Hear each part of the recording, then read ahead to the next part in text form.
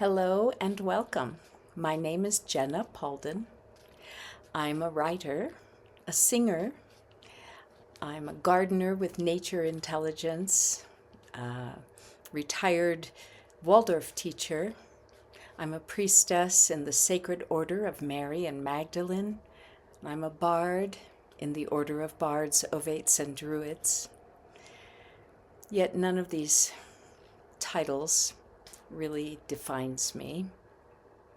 I'm just a soul incarnated in a human body and doing my best to embody unconditional love and show up in all circumstances with love and compassion.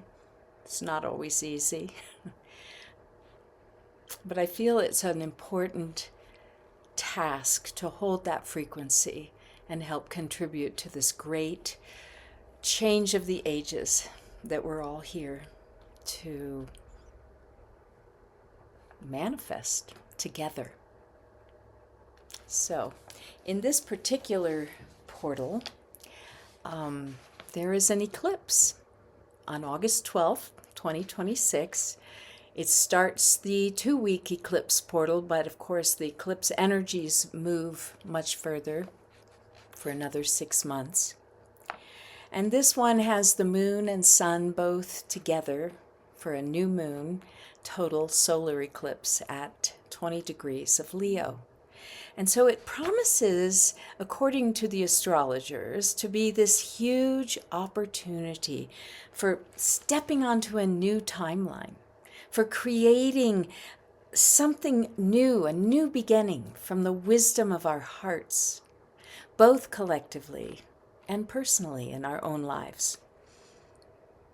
Yet, sometimes the call for change is scary. It can look like loss, illness, heartbreak. And it's scary when the future is unknown and we're stepping into the fertile void, either bravely, or more often in my case, kicking and screaming. My upcoming book, Spiral of Love, reflects that deep evolutionary growth. And my hope is that it will serve as inspiration and encouragement to all who are on that path back home to love. I'm sharing the beginning with you today when the mystery speaks from a larger perspective. And since this book is a sequel to The Alchemy of Avalon, my first book, it refers to the character named Ceridwen and her beloved named Artos. But this is now the soul of Ceridwen we're talking about. Ceridwen lived in the 1st century CE, and you'll have to find out her story in The Alchemy of Avalon. So this is from Spiral of Love. The mystery speaks. I, the mystery, am vast. For ages humans have beat their fists upon the ramparts of my implacable ways, gutted with grief and loss. And yet, nothing is ever truly lost. Imagine with me, beloved. For almost 2 millennia, Ceridwen's soul journeyed, making myriad small circuits as the great wheel turned. In between, it quivered as a mote of consciousness in the womb of the dark void, the mother's cauldron. And when the mother of all stirred the fertile dark, she breathed the soul into form again and again and again. Sometimes Ceridwen had feathers, sometimes fur. Once she had the eyes of a dragonfly. She took new shapes on distant stars. She danced the infinite weave of a bee. She sparkled on Venus with her Kumara kin. She ran on drumming hooves, tossing her antlers. She inched along in the leaf mold, eating soil. As man and as woman, Her soul walked and cried, lived and died in human form many times.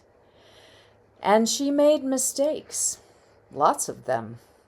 Each one brought her infinitesimally closer to her full awakening, round and round, into the great womb and out again, remembering and forgetting, clothed in illusion, but seeking her family of light, calling her beloved. Sometimes he came as father, child, sister, brother. Sometimes she sensed him, the twin of her soul, and sometimes not. But still she called, dimly remembering their promise. As the millennia passed, the world changed. The clamor of war and greed intensified as fear carried on from generation to generation. Men forgot to respect the sovereign mother goddess of the land. Women forgot their divine creation power. Those in control viewed Mother Earth as inanimate matter, a mere resource for exploitation and extraction. All of this became the accepted paradigm, the invisible air that everyone breathed. And a culture of fear dominated. Sex was relegated with women and earth to the status of sinful and dirty. The sacred marriage template had been deliberately destroyed, buried, and forgotten by all but a few. For 5,000 years, the pattern of the ages became stuck in a trauma response. Yet, on the cusp of the Aquarian age, the Divine Mother knew her time. Gently, the sleeping feminine arose from her hidden darkness, humming and singing to those with ears to hear. Inexorably, she gathered the power that cracks continents. She channeled the fire of a molten volcano. She rose up like a tsunami and spun with the gale force of a whirlwind, clearing the way for her voice to be heard again, opening a path for love to return. At this auspicious time, the soul of Ceridwen entered once again into a small human womb. This time, she insisted she wouldn't forget the soul wisdom she'd gleaned through so many circuits. This time, she agreed to clean up all the mistakes. This time, she felt certain she'd join with her family of light.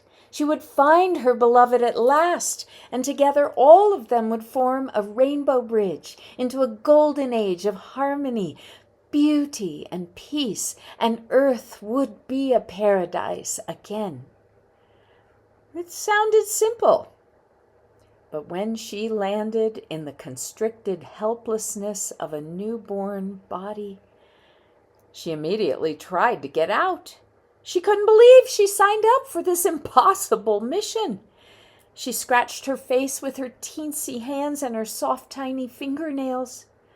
Concerned, her parents put little mittens on her and sang her lullabies. Her mother nursed her. Her father burped her. And they surrounded her in a nest of love. They named her Gwynna Maeve. Slowly, she surrendered. Slowly, she accepted. And miraculously, though she forgot much, this time the veil seemed thinner. She often stopped in her tracks, transfixed by joy, for no visible reason. More light and radiance seeped through. She was a happy child. As she grew, and the lessons bit deep, she managed to remember one thing, that she had vowed not to shirk. Before the hoped-for golden age, before the sweet nectar of reunion, she knew she'd have to enter the alembic of the great alchemist. and completely dissolve. And now, at the current axis of time, in her midlife, Gwynna moved alone, insulated from her higher knowing, asleep to her soul memories, bereft after her husband Jerry's death, sad and lost. She looked in all the wrong places for love. In those last days of the Kali Yuga, when the sacred marriage template had become so shattered and distorted, well, it required a monumental effort to perceive the depth of true soul connection. The collective firmly fixed love out there in romantic movies. Yet in truth, love always begins within. Uncooked karmic seeds still simmered within Gwynna. The full embrace of soul union required yet another kind of death before she would recognize her beloved twin flame and be able to meet him in mutual love, wisdom, and power. Even then, judgment would disturb her knowing as she erroneously searched for her mind's idea of the perfect partner. That false ideal also had to evaporate.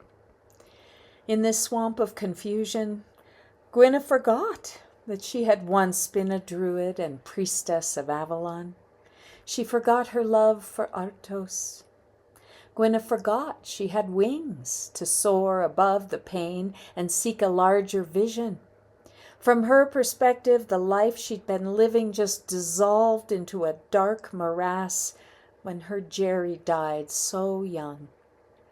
She floundered and would have sunk, but for the lifeline of loving friends, a wonderful job, and the necessity of soldiering on for her beloved children who were also drowning in loss. And when Kurt appeared, he seemed to offer safe haven, a chance to crawl back into the familiar cocoon of marriage.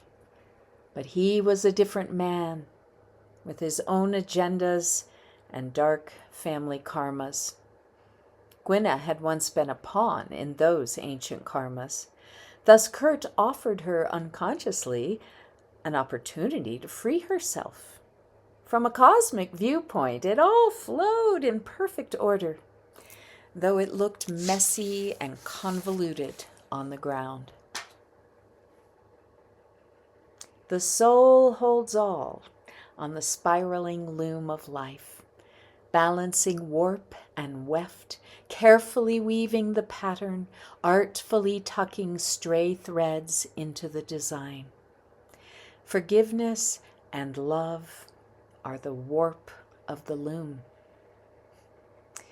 Her soul knew well that Gwynna's grief and the dissolution to come acted as a necessary catalyst.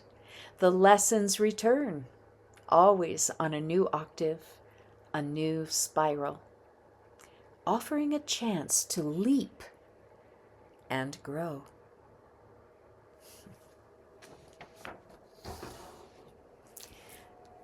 So, I wanted to ask, when you listen deeply, is your soul calling you to jump onto its highest path of light? Is your soul calling you to let go of the shore and dare something magnificent? Well, at this time, with this very auspicious eclipse, just know that you are deeply supported by the cosmos. So, I've enjoyed sharing this with you, and I send you many blessings and much love.